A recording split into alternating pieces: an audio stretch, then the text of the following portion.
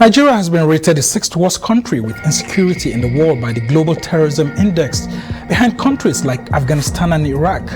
In its 2022 report, the recent attack on the elite Presidential Guards Brigade, which led to the loss of lives of officers, including an attack on the presidential convoy in Katsina State, amid several other security breaches, like the attack on Kuje Correctional Center, and abduction of Abuja-Kaduna train passengers, among other issues, continue to worry Nigerians. Reports of the alleged infiltration of the nation's capital, Abuja, and threats of attacks have sent fears across the nation, leading to the early closure of unity schools and venue change for this year's call to bar ceremony. And security reinforcement has been directed in Lagos and other major cities across the nation. Some civil rights groups are now questioning why the 12 Super Tucano aircraft procured from the United States are not being used against the terrorists. In the midst of it all, the economy is fumbling, with the naira exchanging above 700 naira to a dollar as liquidity becomes scarce to boost businesses. Nigerians are now wondering if President Muhammadu Buhari and the APC are really aware of what is happening, even as federal lawmakers have now given President Buhari a 6 weeks notice to tackle insecurity or face impeachment. What will be the fate of the 2023 general elections amidst the insecurity?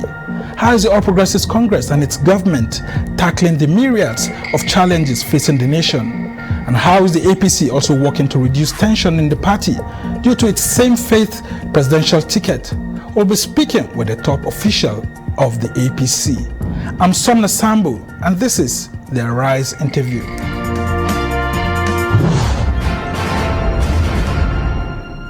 Welcome to the show. It's so good to be back right here. Well, casualties from terrorist attacks in Nigeria have not been limited to civilians alone, as non-state actors killed over 150 security personnel, 81 of whom are soldiers in the first half of this year. According to data compiled by Premium Times, an online newspaper, 65 police officers were killed during the same period as the security situation in the country continues to deteriorate. 2 correctional service officials, 2 National Drug Law Enforcement Agency officers, 5 officers of the Nigeria Security and Civil Defense Corps, and 2 Federal Road Safety Corps officials also lost their lives during the same period, unfortunately. Now, the killings spread across the country, but were mostly carried out in the southeast, northwest, and north central regions. How is the APC-led federal government under President Muhammadu Buhari tackling this amidst the turbulent issues already facing the nation? And to take a critical look at the myriads of issues facing Nigeria as a nation and the governing All Progressives Congress, I'm now being joined by the APC National Publicity Secretary, Felix Morka, who is also a lawyer. So good to have you on the show. Thank you. These are not the best of times for your government. Well, for our country, you mean? Yeah, yes, I mean. for our country, absolutely. So, how are you handling these issues? Nigerians are asking, is President Muhammadu Buhari aware of what's going on? Is the APC-led National Working Committee working hard to support him to solve all these issues? Yes, thank you so much. Well, these are not the best of times for our country. You know, some of the data you shared, again, are disturbing and, you know, give all of us, citizens of this country, you know, a reason to worry. You know, when the lives of our people are lost, people are killed, you know, especially in unnatural circumstances, in circumstances where, you know, individuals, certain actors, you know, terrorists, criminals, deliberately, intentionally target our citizens and kill them, cut short their lives. That is inexcusable. It's wrong. Morally, legally, spiritually, anyhow you want to look at it, it's terrible. You know, so I want to consider, because, you know, these people who are killed, you know, are from families. They have loved ones. They have parents. They have, you know, relations. They have brothers. They have sisters. They have wives. They have husbands, and all. And above all, they have a right to live. And yes, fundamentally, you know, have constitutionally guaranteed right to life. And no one, not government, not, you know, criminal actors, have any right to attack our people and take their lives. So this is as serious as it gets. without question. You know, now, coming back to government, what government is doing, what the party is doing. You know. And if your president is aware of what's going on, because I mean, you would have seen that headline story yesterday. I mean, the cover story of The Guardian, yes, which says that President Buhari is aloof. And I think I want it to be shown to our viewers so that they actually get to see that clearly, where The Guardian actually stated it clearly that President Buhari is aloof as to what's happening. And I think it's been... okay, let's just go on. Yeah, I mean, that's just it over there. With Buhari's aloofness, Nigeria's slide to rock bottom imminent. I mean, that's that's a headline by a newspaper. The paper says that Buhari is aloof, or maybe aloof. Doesn't mean Buhari is aloof. You know, I mean, it's a paper. I respect their right, you know, to free press to publish what they choose. But you know, the headline itself clearly is misleading.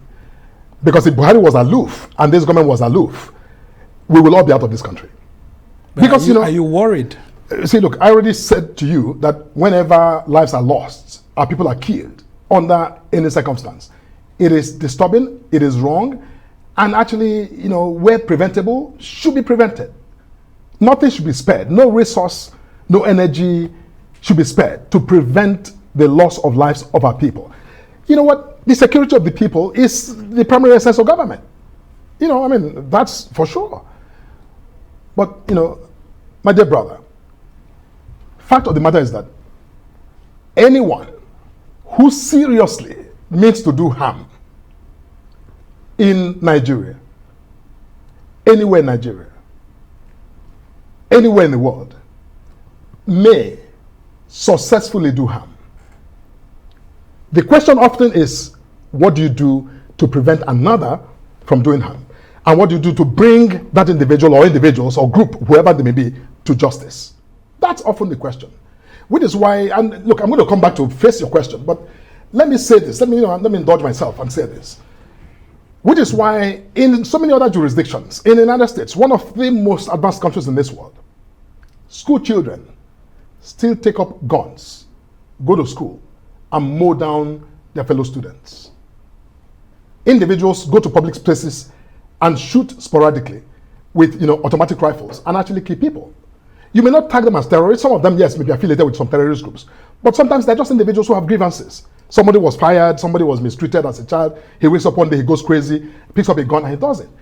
Now, this is a country with probably the best security, scientific, technological devices. They have not managed to totally avoid crazy people doing crazy things in the United States, in Russia, in Germany, in Israel. As powerful as the Mossad, they have not managed to fend off all of the incursions by Palestinian, you know, extremists. That's the security, the Israeli security intelligence agency. Intelligence agency. That's right, the Mossad. You see, the reason I'm saying this is to put this conversation in context. Keep in mind, I have said that no life is expendable in Nigeria. No life should be expendable in Nigeria. And the government has a responsibility to ensure that no life is expendable in Nigeria, needlessly. But, you know, we are a country that is formed as the Constitution provides. We have the Nigerian Army. We have our security system in place. We have the Nigerian police. The Nigerian Army is our own. We do not own the Israeli Army. The Nigerian police force is our own. We do not own the Russian police force. The British police is not ours. We have our own, populated by our own. Now, take Buhari and what is suggested as his aloofness by Guardian newspapers, which I don't agree with at all. Take him, you know, just for a second, for the purpose of this conversation, put him to the side. Put Sambo as the president of the Federal Republic. Mr. Sambo, I have news for you.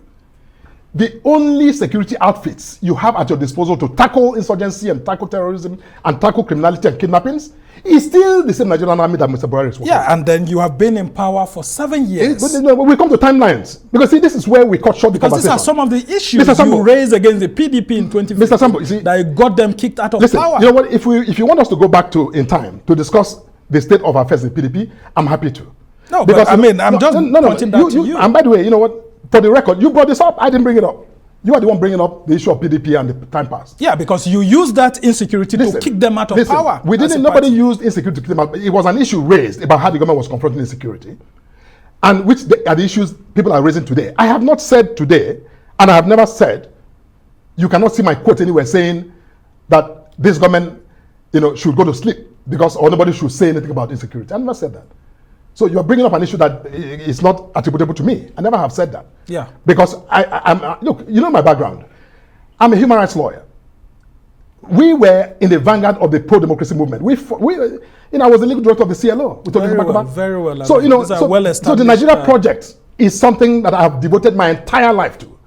So I'm not sitting here just because I'm speaking for APC. I'm sitting here as Felix Morka. I'm a stakeholder in our democratic project. Many that have been in detention, detained and shot at by very well. All of that. We're all aware of that. Thank you so much. So I'm saying what I'm saying from my guts. I'm not really, this is not about politics. Now, every Nigerian has a right to demand and expect more from this government. I grant that to every single Nigerian, without exception. Feel what you feel, say what you may. People have a right to speak up, and they're speaking out, and we're listening. We're hearing loud and clear. The president is hearing loud and clear. The NWC, of which I'm a member, is hearing loud and clear. And it's not everything we're going to come to your show to discuss. Behind the scenes, we are engaging with all levels of government. We are engaging with the president. We're engaging with the ministers. We're engaging with so many sectors. But we are a party. We are not in government. So you can appreciate our limitation as well. Well, but those who are actually in government, because the government is your own baby. So whatever happens to the government affects you. So if that's the case, we are interested in finding out what the APC led by Abdullah Adamu is doing to support, because even the nation's capital here, a lot of Nigerians are not safe. You could have seen everyone being even sad for President Buhari that his convoy had to be attacked in Katsina, and then the elite presidential guard, the brigades of guard that guard him, had to be attacked and all of that. Aren't you worried? No, see, I'm not as... shouldn't the APC be holding a national security summit to support its government? Or what are you doing behind the scene to ensure that President Buhari's government doesn't get into trouble with the federal lawmakers who have now issued a 6-week threat to him, or else they will impeach him? Samuel, let's unpack what you just said. Let's unpack it. One, yes, these terrorists who do harm to our country are the villains. They're the bad guys. Not our soldiers, not our police, not our security forces. But when you listen to Nigerians and you go through social media, for example, you actually begin to wonder who the bad guys are. Nigerians almost now suggests or seem to portray security forces as the villains. Because you read comments like, it's only to attack, unarmed civilians, it's only to beat NSAS and all that and all that. Do you know what is part of what is missing? Why these terrorists have become emboldened? It's not because our soldiers are not working. They are fighting.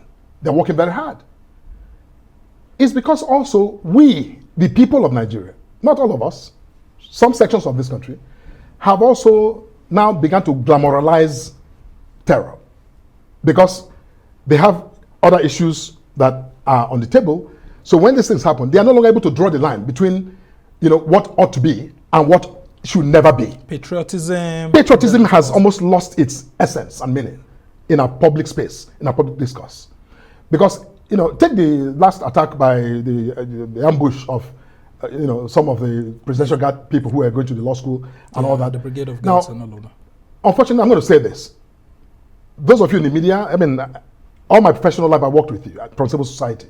So I don't see a lot of difference. I'm going to say, we need to take a second look at the way we report, some of these conversations. Because during that firefight with the terrorists, our soldiers who were ambushed, they were on patrol. From nowhere, people opened fire against them. First of all, How do you defend those bullets without being an armored vehicle that can repel the bullets?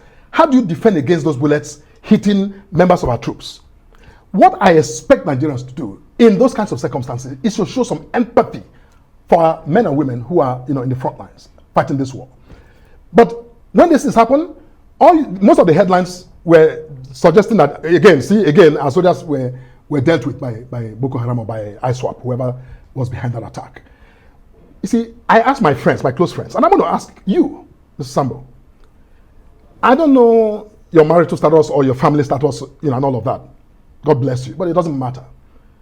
Would you, if you have children, and if you don't, would you, when you have children, how many of your sons or daughters would you sign up to join the Nigerian army to go fight Boko Haram?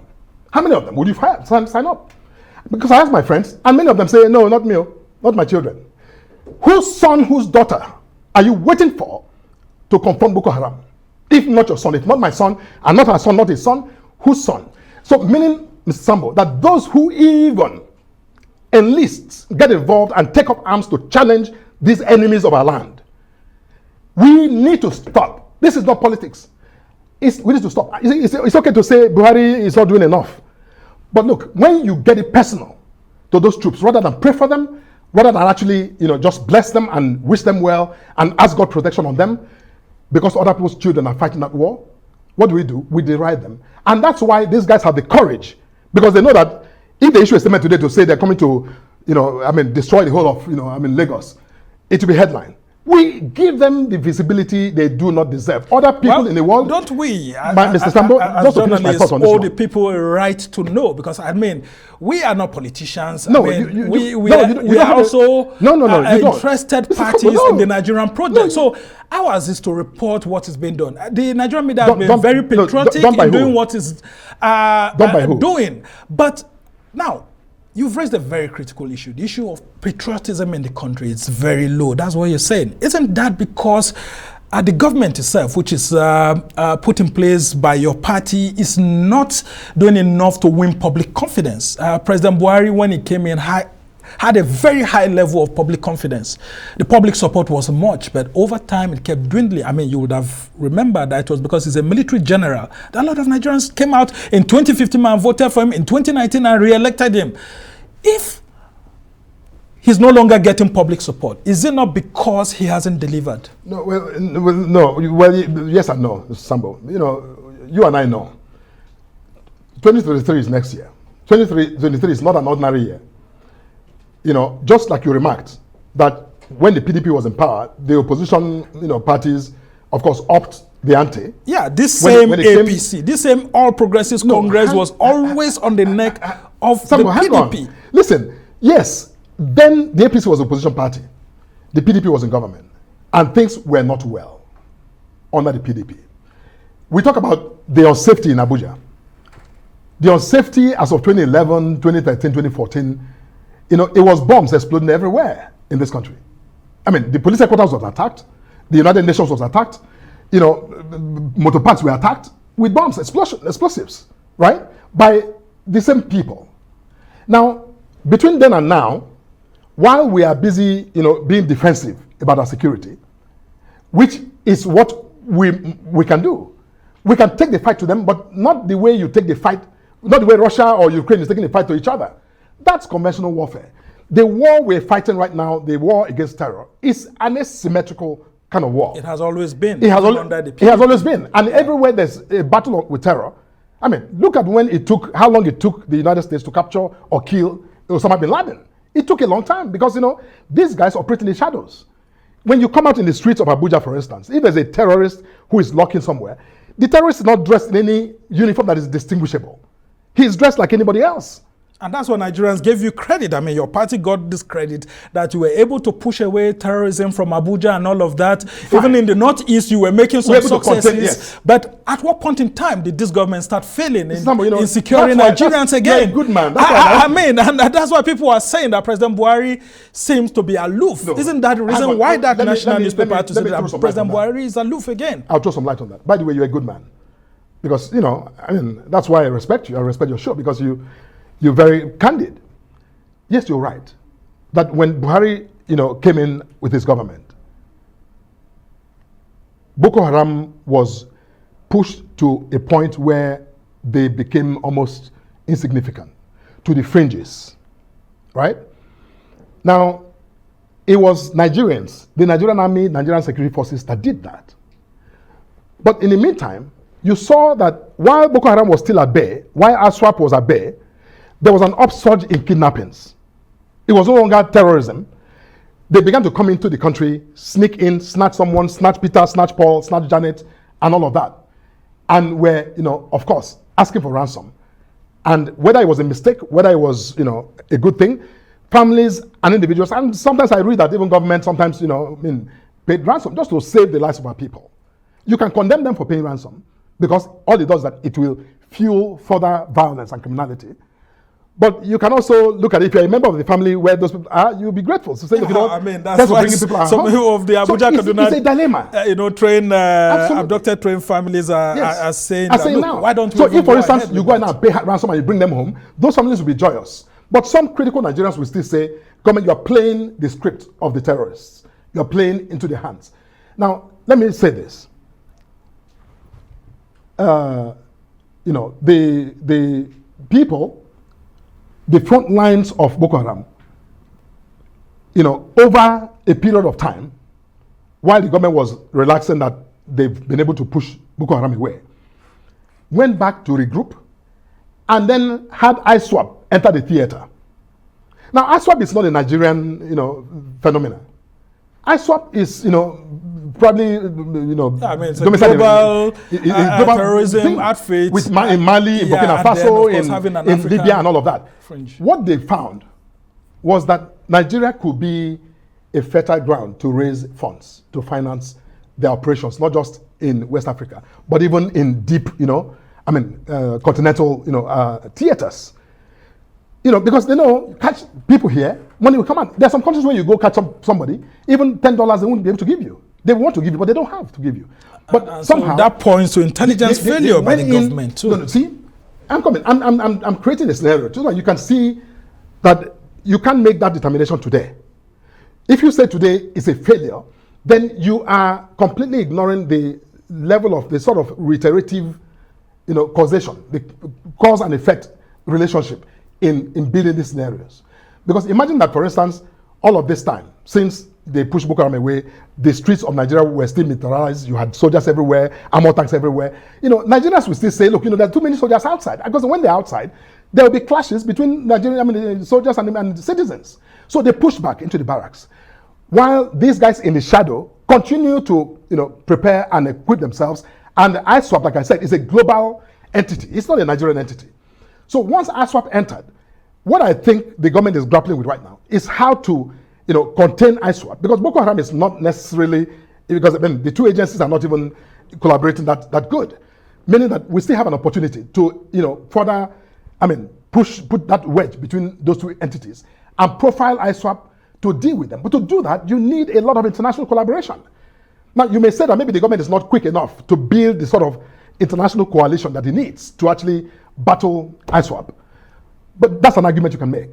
But the fact of the matter is that, the domestic wing of our security system is doing its best in the circumstances. Now, let me say this quickly, and this is not just about this government, it's generational. Many of our police formations do not have, the kind of equipment they need, computers, electricity. And so why is the government not doing that? Why is the government not funding them? If you look at what President Buhari has been saying through statements by Garba Shehu, he has done everything that he needs to do in terms of funding of the military. And the armed forces have been getting their budgets with cash backing. But yet he's surprised that, we haven't moved away from where he's expecting it to be. And of course, you've seen the resurgence coming in.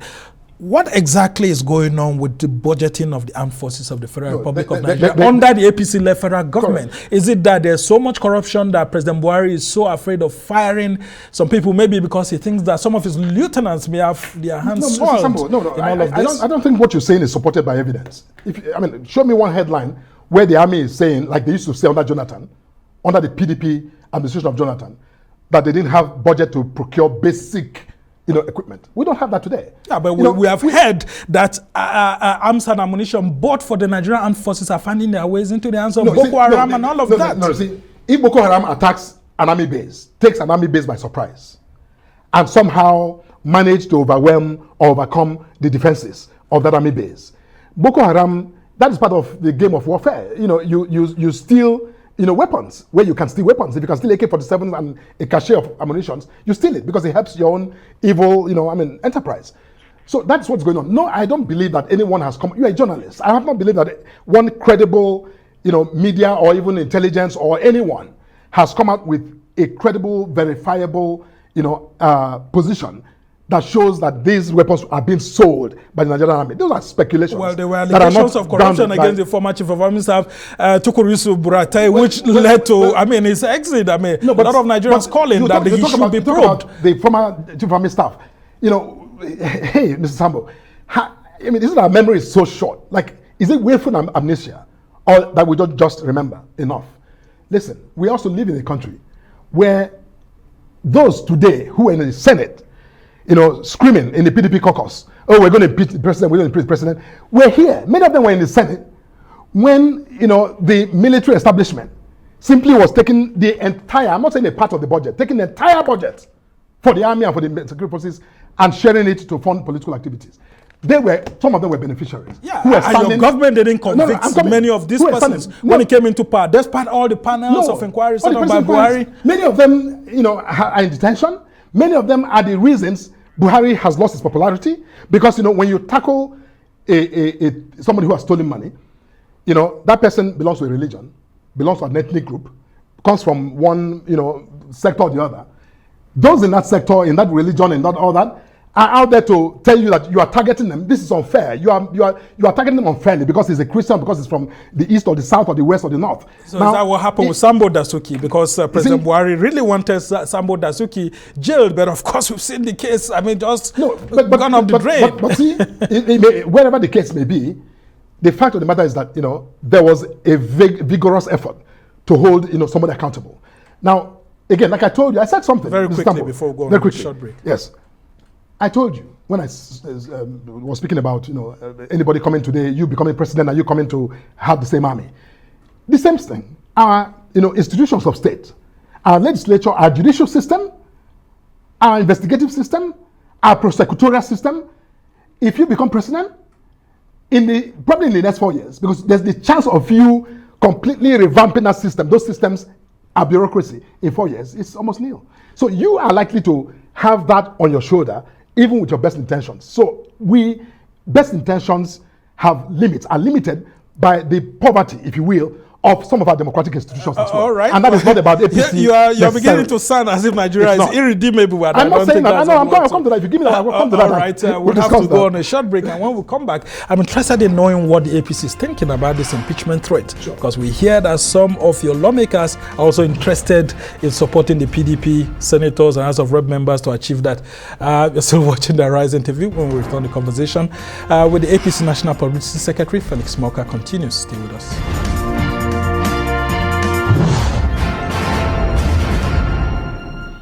Welcome back to the Rise interview, where we speak to the newsmakers as well as ordinary people doing extraordinary things around the world and featuring the voices at the heart of the conversations. I'm Somna Sambo. I'm the National Publicity Secretary of Nigeria's governing party, the APC. Felix Morka is still here in studio with me as we take a look at lawmakers' 6-week impeachment threat issued to President Muhammadu Buhari over the rising insecurity in Nigeria. And of course, we take a look at other issues in the APC as we go on ahead with the show now. 6 weeks have been given to your president, President Muhammadu Buhari, who is the #1 party leader in the APC, to sit up, fix the issues of insecurity and of course other national issues, or else he'll be impeached. Do you think that these lawmakers have a point in all of this, or are you reading some political meanings into that impeachment threat? Of course, it's politics. The threat was issued by the PDP caucus. With support from some of your senators. From the PDP caucus, in the Senate. Our members in the Senate, if there's any member of APC who is, in support of that, they have their reasons for that. But certainly the majority of our members are not bothered by that threat, because it's... Are you sure? Because I was told by senators that during the executive session that they held last Wednesday, that only 4 APC senators did not identify with the minority caucus. No, I don't know what your source is. I can't, senators who were in that executive session are told me that only 4 senators, Mr. Sambo, did not object to that impeachment threat. I'm not going to, sort of quarrel with that, because I don't know the source, and I don't, what I do know is that the threat was issued not by APC senators but by the PDP caucus. I think that's a fair characterization of what transpired in the Senate. Now, yes, it's a lot of politics, because, part of it, the whole program was framed as, born out of, deep concerns about national security. And I think that that's also a fair concession to grant, that there may be those concerns involved. But personally, as a citizen, and this has nothing to do with political partisanship, when you gather as lawmakers who actually have the power of the pulse of this country, who have oversight responsibility, every senator belongs to a committee in the Senate. Some of them are even chairpersons, maybe not, maybe because APC is majority, but they're co-chairs or whatever of some of the security committees, the Army Senate Committee on the Army, or on the Navy, on the Air Force, and defense and all of that. They are part of that. How well have they exercised their own constitutionally given responsibility of oversight to see what is going on? Because look, the president is commander-in-chief, but there's a reason in a democracy where you have the presidency, the legislature, and the judiciary, because all 3 arms are supposed to function, in a symbiotic way, in a collaborative way, in a way that reinforces one, to the other. Where the executive is lacking, the Senate and their committee are supposed to be even more aggressive to say to the army, what exactly, bring them in, call all these. They said they've done that over and over, summoning all the service chiefs, just like Buhari himself has been doing, and yet not much has because been achieved. Of the fundamental, issues at play. Like I told you, some of what we're dealing with is not Nigerian. Some of what we're dealing with is, coming from the outside. While some of our, military forces may not have the best technologies, you'll be shocked that ISWAP and their people have even, far advanced, equipment, because they're coming from a distance. Because they're here, like I said, to farm money to fund some of their enterprise, both in Nigeria, in West Africa, and beyond. Now, the point I'm making is that when that gathering was made, maybe I missed it. And please, forgive me if I missed it. But I didn't quite hear 2, 3, 4 paragraphs of some of those statements that was directed at unequivocally condemning those who are attacking, our country and killing our people. But everybody is quick to rush in to analyze the failures or the supposed failures of government and the security forces. Anywhere else in the world, look, I have been privileged to, go around way long before now to travel. When there is an attack on any country, again, whether it's Ghana or South Africa or whatever, you see both the government and the opposition stand shoulder to shoulder to send a signal to those who are attacking the country to say, you don't do this. So the PDP is failing Nigerians by not standing with security agencies. Is that what you're saying? Absolutely. But they said they have previously supported budgets that have been brought in place by your government and all of that. Look, you and I may not be there when they're having budgetary reviews and approving or not approving budgetary figures and all that. That's, that's fine. That's their job. They're doing that. But I'm saying that from my standpoint, from the standpoint of the average Nigerian, it's not enough to just wake up and say, President Buhari will give me 6 weeks to resign. Now, if the yardstick that they have adopted in making that decision were to be applied to Jonathan, listen, I say unequivocally that Jonathan should never have served 2 years in office without being impeached.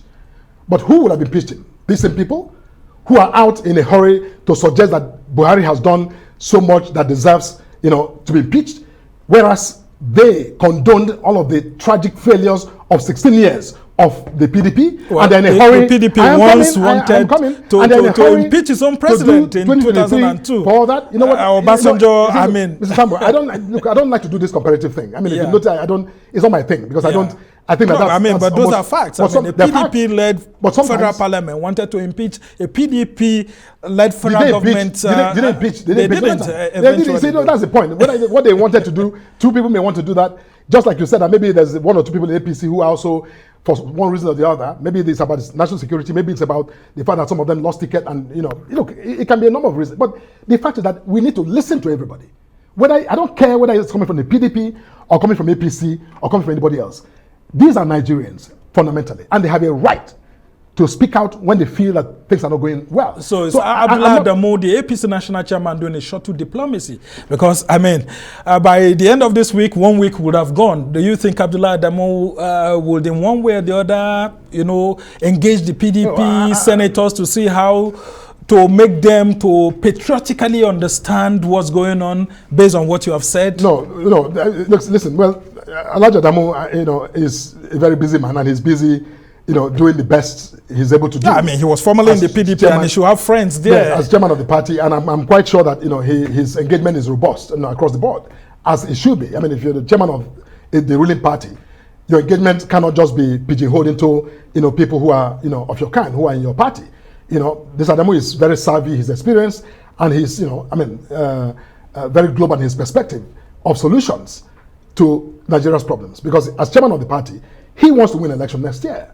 And so, getting the government to fix, any ail, anything that is, right now that looks like a negative is obviously his priority. So I think that, he is doing his best. And from watching him closely, I know that he is in meetings all the time with, key actors, and so he may help Buhari to what of these impeachment threats. My point to you is that I don't think that the issues we're dealing with is about Buhari. You see, this knee-jerk reactions it's become a national culture that we need to jettison. But when you have terrorists threatening the nation's capital, will you not, as a federal lawmaker, be troubled? Because I mean, if they can hit the president, I mean, of course, they didn't hit the president.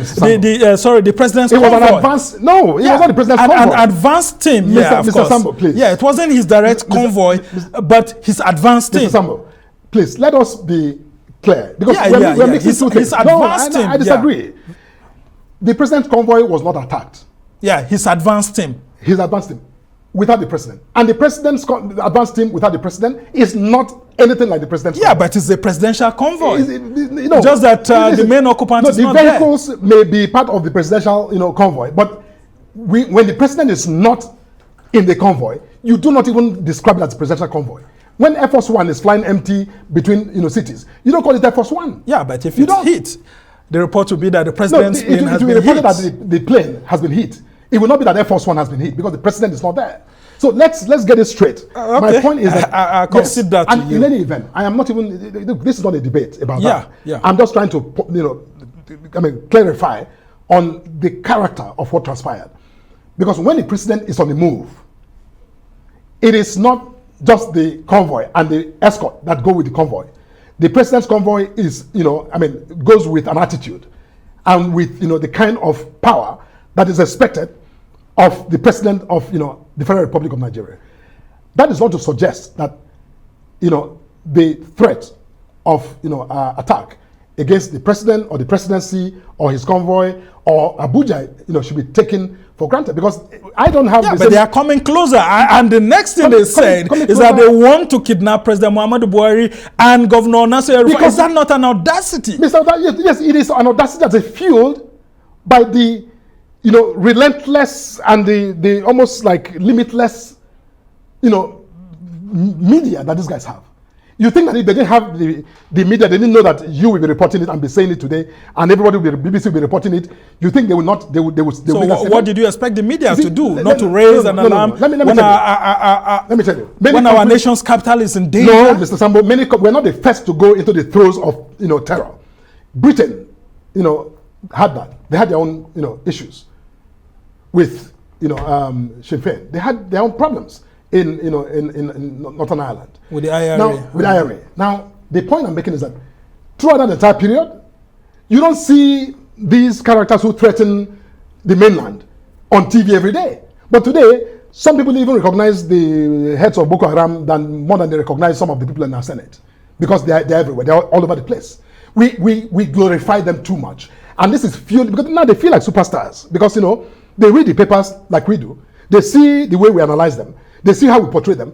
No other country in the world, Israel does not go around celebrating those who they say are against them on the other side of, the Palestinian lands. They don't go about doing that. But here, go to the internet. Their pictures are everywhere. Their videos. Yeah, that's because the internet is not under the control of anyone. An argument, our excuse is that people are not happy with the government. You see, look, you don't, just spite yourself and shoot yourself in the foot and hope to run.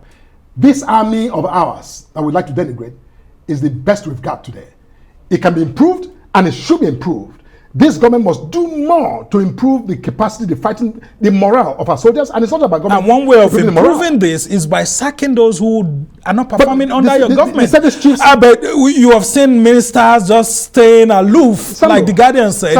And then, of course, military service chiefs who are not delivering staying so long. Isn't it time for President Buhari to fire someone? No, listen, every service chief, especially with the Kuje Correctional Facility attacked, and these guys freed who are now causing trouble on everyone, including the president's convoy, presidential firing people sounds good, and all of that. Firing people sounds good, but firing people is not a solution. Has never been a solution. Will never be a solution. And I'm not suggesting people must take responsibility. And if they're not doing what they're supposed to do and they're not keeping their eyes on the ball, they deserve to be fired like yesterday. Make no mistake. I agree with you on that. They should be fired. Even you, the political party, should be putting pressure on your government to fire these people. Not about that. Because they're bringing a bad name to the APC as your appointees. No, it's not about firing people. When you fire, and before you fire, you work for Arise. Some of these cameramen here work for Arise. If one has done something, that is equal to dereliction of duty, or they've done something wrong, you don't just take him and fire him and you have a guest coming in the next hour. Sometimes you can close your mind and let that guest, that show finish, find a time, an opportune time to actually let him go. Because if you fire at some point, you go off the air. Yeah, but the processes are taking long. President Buhari said he was expecting a report from the attack on the Kuje Correctional Facility. And it's taking a long time for him to get that report. And people just want something to be done. By your standard, it's taking a long time. Maybe by whatever they're doing, sometimes when you're not involved, you expect every speed to occur. And I want it like yesterday too. And I think that everyone wants these questions answered. But the point I'm making is that these challenges are continuing. Kuje was not a one-off event. It was an event that appears to be, one in the midst of other challenges and other hotspots and flashpoints elsewhere. My point, is that look at the Naira sliding. Everyone, not everyone, but I've read a lot of, people. The opposition is hitting you hard. The PDP, Nigerians are all angry. The opposition, I'm sorry. But the opposition who are putting this, entirely on this government, either they, again, let me hold my thoughts, but they need to, I think, get acquainted with fundamentals of economics. Aren't you giving them the ammunition to fire you? When you came into government, the Naira was about 200, and now we are 700. Can I respond to that? That is so simplistic. The Naira is sliding not necessarily because of what government is not doing. The Naira is sliding just like the yen is sliding, like the euro is sliding, like the pound is sliding, like every other currency in the universe, including those from the industrialized world. But not sliding. So fast. No, they're sliding. And the differential is not something you can easily measure. Okay, fine. If you want to take a more specific view, take the Naira. What exactly is supporting your Naira, Mr. Sambo? What is it that's supporting your Naira? Your oil? Now, NNPC, I'm sure you know, for the last several months, has not paid one kobo. I didn't say $1. Has not paid 1 naira into FAC, inflation account. They've not. Why? Because NNPC says they're discounting all of their foreign exchange earnings to fund subsidies. Which is a failure also by your government to remove that. Because President Buhari is on record to have said that subsidy is fraud. Mr. Sambo, you see, you're too quick. Just like we're too quick to make conclusions. Let's follow the facts so that we can reach conclusions that actually benefit us. when we do this quick quibble and go from zero to hero, in conclusion, this is why we're stuck, because we are feeding our people a lot of, information that's not accurate. And what's the accurate information? The accurate information is this, is that we have a generational problem that this government has a duty to solve today. But Sambo, generational problems are not solved today. Because, for example, just allow me to give you two quick examples. One is oil, crude oil. We export crude oil for, a midst of the economy. That's how we earn our revenues. Now, that export is liable to all the ups and downs in the market. Today now, crude oil is selling for quite a lot of money. But Nigeria is not even able to meet its, target. That's one. Whatever revenue that's coming from there, NMPC is funding, our subsidies. And now says we cannot even give you 1 naira to this country to distribute as they do, to fund all kinds of things. Airlines are selling tickets. They can't, remit their money.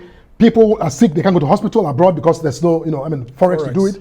School children who are going abroad, can't pay their school fees because of, even imports, both for essential medicine, all of that, we can't finance anything anymore because, our forex earnings has depleted. And whatever we're earning is channeled exclusively into the payment of subsidies. Now, how do you run an economy on that model? Question is, how come that we are not, as an oil-producing country since the mid-1950s, we have not managed to keep our refineries working?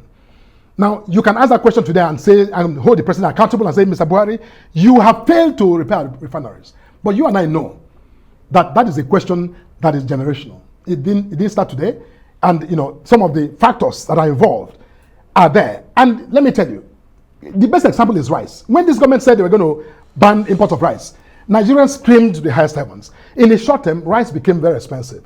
But today, when you and I go to the restaurant to eat, we don't ask them whether this is imported rice or whether it's local rice. Yeah. We eat any rice we see. But the price of rice still has not gone down. Well, as we try to round off this conversation. It will at some point. It will, because now, I'm beginning to worry. A lot of Nigerians, including your party members, are worried for the APC. What will you be telling Nigerians when the campaigns officially begin on September 28th? Yes. If you're unable to solve the subsidy issue, you're unable to solve the security issue, you're unable to solve the economic issues. No, the subsidy issue. Isn't it a big challenge for you ahead of September? Because the PDP, the Labour Party, they are all there waiting for you. Any ruling party has got to manage its fair share of pressure. What is going on with APC is not new.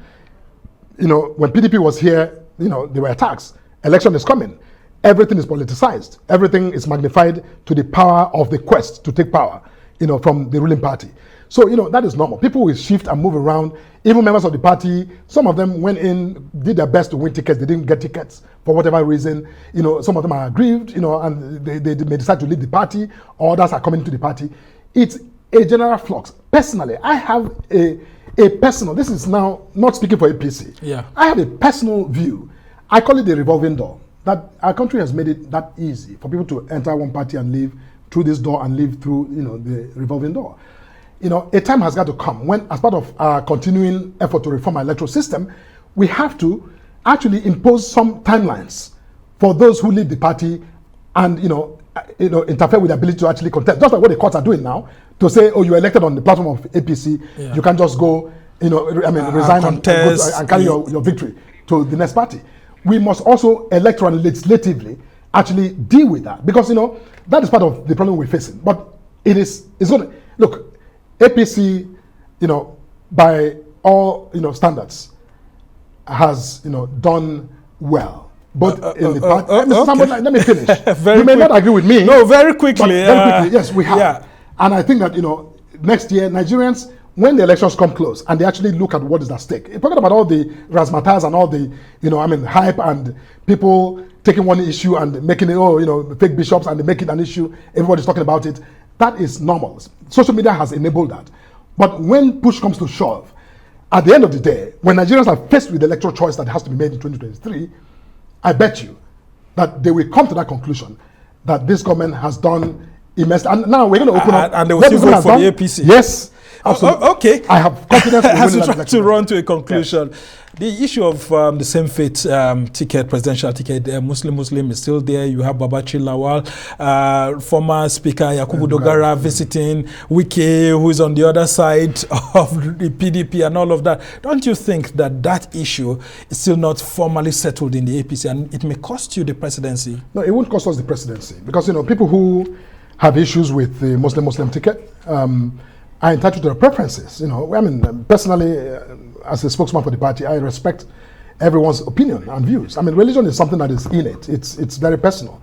You can't second guess anyone who is, thinking that everything in the world should be seen from a religious lens. Do I agree? I don't agree. Because so how are you helping your presidential candidate amidst this choice that's been foisted on the party? When our campaign starts, challenge. We have planned. We have forming our plans to deal with all of that. During the campaigns. We have set between September and February to campaign, and so some of these issues are going to be profiled and dealt with. That's why I didn't really want to raise it so that we don't run foul of the law based on INEC and MBC provisions. We're going to do that, absolutely. But the point is that, look, fact is that we, the people, sometimes tend to, over sensationalize things that we shouldn't. So do you think a lot of Nigerians are unfair to the APC? Is that what you're saying? No, it's not about APC. I think that they've been, even unfair to the whole idea of good governance. But you have even accused the APC, the PDP, of not being a very strong opposition now that they are beginning to come for you alongside the Labour Party. I'm not talking about, no, but that's not from a religious point of view. I'm not speaking religion when I say that. I'm saying that objectively from a governance point of view, what an effective opposition should be doing. Because, a shadow government, and the opposition should actually have a shadow government, where the ruling party is not doing this, you come with concrete proposals for policy and for action and for programs to address issues. PDP will never offer one, except to just condemn Isn't APC. the idea of impeaching President Buhari one of those things? No, because they're saying that if President Buhari is aloof, in quotes, like the Guardian newspaper has said, but I've told you, help him out. But I've told you the president's on aloof. The president's on aloof, and the announcement by the PDP that they're giving 6 weeks, ultimatum to the president to do whatever or face impeachment. That's just lame. It's politically lame. And you don't think that can come to pass? No. It won't come to pass, and it's lame. It's self-serving. It's politically motivated, and I think that it should just be framed as such. That's what it is. It's all politics. So when September 20th comes, you don't think the PDP has the capacity? They do not have the capacity, and even the will to do it.